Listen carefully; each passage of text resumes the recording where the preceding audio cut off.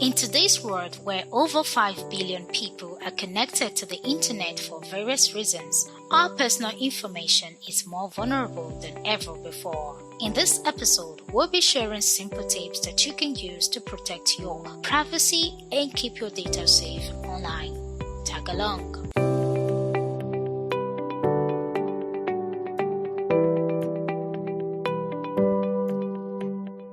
You're listening to the TechNet Show, your weekly dose of the latest tech stories, analysis, interviews, and opportunities in the world of tech. If you're a techie or an enthusiast looking to stay up to date, this is the show for you. Be a part of the conversation and stay connected to our tech community on Telegram at TechNet Show. Welcome, TechNets, to another informative episode of our podcast. I'm your host, Victoria Imaje, and today, Samobase and I will be diving into a topic that affects us all in this highly interconnected digital space, and that's tips for safeguarding your online information and activities. In a digital era where every click, tap, and swipe leaves a trace, the big question arises. How can we navigate this virtual space safely without compromising our privacy, security, and peace of mind? Now more than ever, it's actually imperative to keep your devices safe from hackers' net. Some of these tips you may already know, but for some people, they are yet to implement these tips. This is the reason we are reiterating this in this episode. Without further ado, let's get into the conversation for today. Okay, first, we are going to start with the very basic step, which is the online tracking activities. Online tracking involves the use of technologies like cookies, which are placed on your browsers when you visit websites. These cookies can be used to customize your browsing experience, remember your preferences next time you visit the site, and also deliver targeted ads to you. They are first-party cookies set by the website you're visiting, and also third-party cookies set by other companies for various purposes. Now, companies may use methods like device fingerprinting to track your online activities across the devices. Now the big question, how do you manage cookies? Most browsers offer privacy settings that allow you to see and delete cookies, control which cookies are allowed, and enable private browsing mode. Regularly, checking cookies can actually help you maintain your privacy online. So if you clear your cookies instead of blocking them, they'll be set up again when you browse. So you may need to clear them over and over again. So I think the best will be to block the cookies unless when necessary. Now, the changes you make to your PC privacy settings do not carry over to your mobile devices. Do not conflict these two issues. Your privacy setting on your PC, even it's actually the same browser and locked on the same device, may not actually be the same, or do not really carry over to your phone and vice versa. So these settings have to be done individually. So if you are setting a privacy setting for your mobile devices, your phone and your iPad or your tablet, you also set the same another two for your PC. Do not actually think that doing this actually is the same as actually reflecting the other part. So this same goes for your different browsers. If you have more than one browsers in your phone. For us that have multiple browsers, some people have up to 10 browsers, some 8, some 5. Make sure you adjust the privacy setting to suit what you need and to protect yourself online. Yes, fantastically, Google is doing something in regards to safeguarding people's online information, private information. Just a few days ago, they introduced new tools to help users stay in control of their personal information, privacy, and online safety. So we'll get to have more control of what people get to see about us online and also the whole cookie issue. So the next tip for safeguarding yourself online is to keep your computer, phone, and other devices updated with the latest security software and operating system updates, right? Regular update of your apps is important. In the past, I used to think it's not. I feel like, what are they regularly updating these apps for? You get notification from your phone, system updates available. And I'm like, my data is going every time I'm updating. So what's the relevance? But when I went to search to know more about privacy, cybersecurity, and all of that, I found the importance of actually updating your devices, updating your apps. Okay, because this helps safeguard your devices against potential vulnerabilities and threats. Mobile devices also offer privacy settings to control targeted ads and app tracking. So you do this for your laptop as well as your mobile devices. For mobile devices on your phone, go to your settings, make sure you turn off download files from unknown sources is one of the things you can do. ensure you check through all the privacy settings and turn off what needs to be turned off and leave on what needs to be left on. Okay, having put all that in place, in case you just want to double check that all your information are not being tracked or your calls are being forwarded, you can use these popular simple codes to kind of find out star hash 21 hash, or you can use star hash 61 hash. I use them and you will see information will pop up. It will tell you if your voice are being forwarded, if your messages are being tracked or forwarded. So these are some of the things you can use to kind of check to see if everything you are doing is okay and your phone is not being tracked. Another thing to note is securing your Wi-Fi. Ensure your home Wi-Fi network is encrypted. If you just got a new router, ensure you change the default passwords and keep your router's firmware up to date. A secure network actually helps you prevent unauthorized access to your devices and data. So if you need more information about how to secure your home Wi-Fi, I think there are diverse resources available online that you can check out to see how to do that. Or you can ask your service providers for assistance, right? Another thing you can do is location settings. As we all know, our mobile devices allows us, even our PC allows us to turn on our location, and any hacker or all these cookies can actually track and know your exact location, where you are per time, where you were in the last 2 hours and all of that stuff. So you can choose which app will have access to your location information in your phone settings or laptop settings. So ensure you put all these things. Don't grant every app access.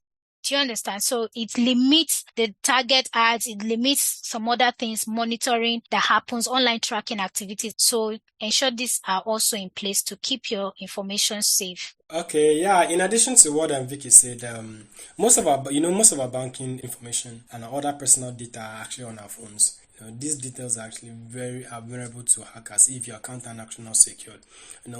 Time and time again, I've been hearing news of people getting hacked or maybe people getting money from your account and the rest. So most of this information can easily be accessed from your phone if you do not secure your account on your phone. So now this goes to the next thing. This is actually something I so much bank on.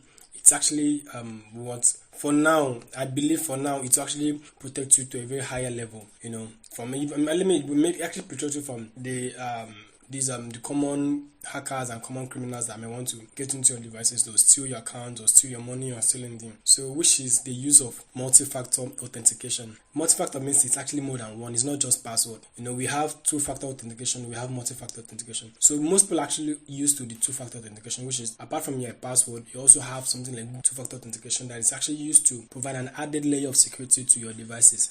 Enabling a multi-factor authentication on your online account whenever possible is actually very, very good. It will help you to stay secure whenever you're surfing the net, or maybe you're actually maybe you're on social media and the rest. Multi-factor authentication adds an extra layer of security. I already mentioned that by requiring an additional verification step beyond your password, such as a code sent to your phone to access your account and the rest. Most often than not, I won't advise you to use this issue of the password being sent or a code being sent to your phone, because most often than not, your phone too might be hacked. So if your phone is hacked, that's why we say multi-factor authentication. Most time it may not just be 2, it may be up to 3 or so. But if someone may actually be able to breach the first layer, breach the second layer, it may actually be harder for the person to breach up to the third and the fourth layer.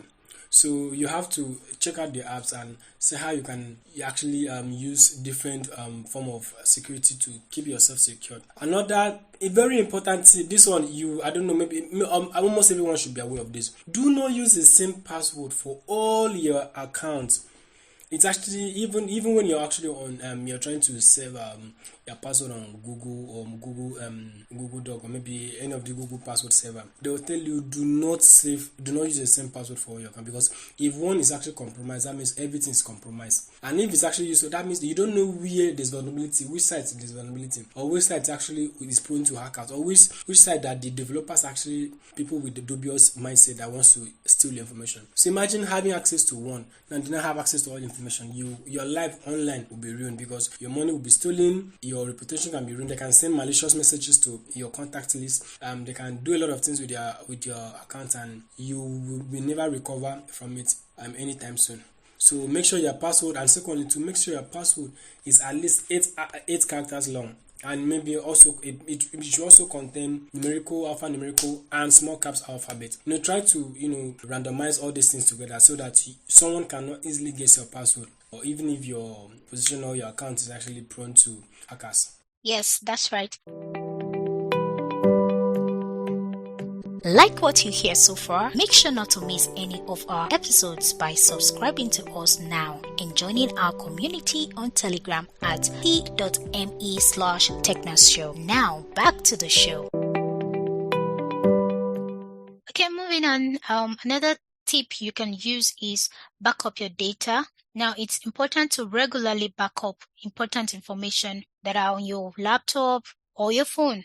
This ensures that if you encounter any security incident, you can recover your data without significant loss, right? So back your documents, back your files to cloud. I think Google offers that, and there are also other platforms that give you access. Microsoft also does that to back up your information on cloud. So even if you get hacked or something happens, you can still have access to recovering your data. Another key thing to note is be mindful of the information you share online, both about yourself and your business. This helps you to avoid revealing sensitive information, okay? For example, sharing bank deposits, especially for business people, I see them a lot share, or, is good, it's testimonials, but you have to be careful about all this that you're sharing. If you're regularly sharing bank deposits information of your customers' patronage, I think hackers could see you as a target and find information. Yes, it means you are telling them, oh, you're making money, and of course you're looking for people that are making money. Yeah. So and another you place a target on your back. Yes. And also all these Saturdays are for chilling set of people. It's not everywhere you go to chill you must post online, because as you're frequently updating your followers about where you've been, all the fine places you've been to, you're telling them you have money. You're telling them you are a good target. So be careful of the type of information you share about yourself, about your family online, and about your business online. Not everything you post is not everything you post, so you don't make yourself a target. Yeah, you're right. Okay, Vicky, thank you for that point. Okay, to add more context to what Victoria said, exercise caution when sharing information on social media. I see people going on social media, and you can actually get a dossier of their life from what they share online. At least for it to be, we're actually in a time that technology has actually advanced to a level that with few of your information online, someone can actually duplicate your whole data, and they can use it for some form of malicious activities and the rest, and it will come back to haunt you. So in as much as you're trying to be trying to share good news and the rest, limit the information you're actually sharing online, especially if it actually involves sensitive business data and the rest. Actually try as much as possible never to. If you can't stop totally sharing it, just limit the amount of information going out to the public. So information leaked online can be exploited in social engineering attacks or physical breaches. Social engineering, we have actually seen it in several occasions and the rest. Or maybe the same thing with physical breaches. Telling someone that you won so in your account, or maybe some people go as far as even showing to show that okay, there's evidence. They don't want to explain. So they want to shake with the evidence.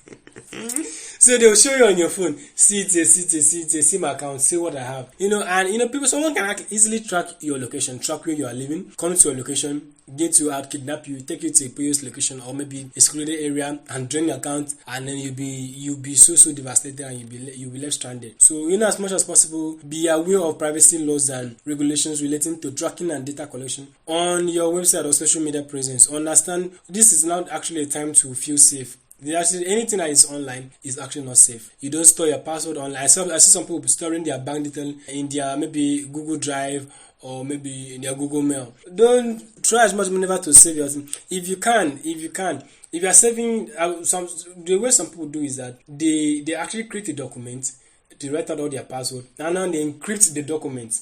They are encrypted up to 2 layers, and then now sending to their mail. They can change even the content of the document. You won't actually know that that's a password. So that's actually how far some people can go to protect themselves. So we may not be able to exhaust all the protection means, or even what we actually tell you may not be 100% fail safe, but it will actually help you to stay at least 50% safer. So, and another safety key is be cautious of phishing emails, text messages, or calls that try to trick you into revealing personal information. You have people telling you have a job, you have people telling you have you just won a contract, you have people telling you that you have won 1 million naira from one promo. You have, all these things are actually just phishing email. They may tell you just click a link, go and sign. We won't ask for any money, we won't ask for anything. And people say, surely they are not asking us for money now. It's not asking us for money, so it's actually legit. So whenever you click on that link, you have actually given the person access to all the data on your devices. And the person may actually, and tomorrow you may realize that your account is actually drained. There's no one in your account again. You won't be able to understand where the thought came from. Do not click any link you actually see on social media, especially the ones actually being sent to you to click. Do not click it, because clicking those links actually exposes all your information on your devices. Scammers most times impersonate well-known organizations to gain access to your data. Few days ago, a developer actually complained that someone impersonated the popular exchange platform to scam him of about $20,000 and the rest. So a lot of this impersonation, people actually go extra mile to impersonate. The information or the method that you have actually known in the past how to catch impersonators may not actually be effective anymore. Someone can actually go as the website may actually look legit, everything may actually look legit, but it's also you. The onus is on you now to be extra cautious whenever you're dealing with personalities online, with persons online.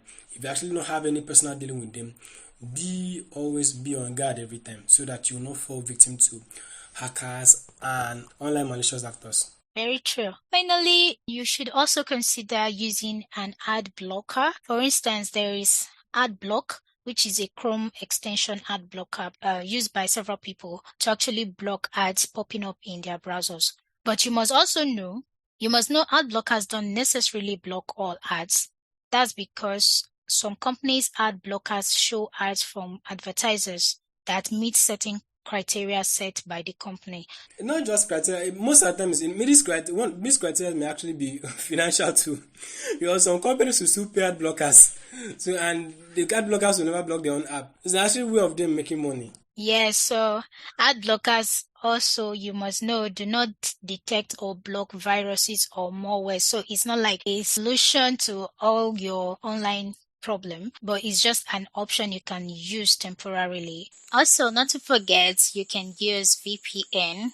There are some VPN that are actually affordable and safe. So these are some of the few tips about staying safe online. I know it goes beyond this. I mean, you need to dig deeper, probably learn a lot about cybersecurity to ensure that your laptop and your phone are actually protected.